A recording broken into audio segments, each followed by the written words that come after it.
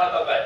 तर 23 ते 30 डिसेंबरच्या दरम्यान 30 डिसेंबरला अर्ज भरणं, 2 लाख मागे घेणं आणि तिला वाटप करणं असं आहे.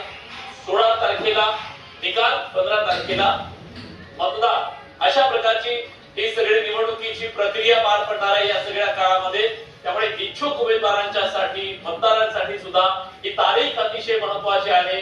ज्या तारखेला ठरणार आहे 29 महानगरपालिकांच्या निवडणुकीच्या मधून सत्ता नेमकी कुणाची असणार आहे.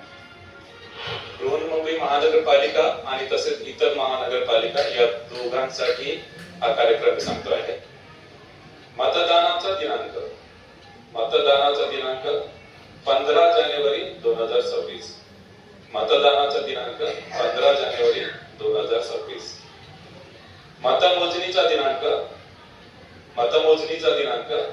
16 जानेवारी 2026. मतमोजणीचा दिनांक 16 जानेवारी 2026.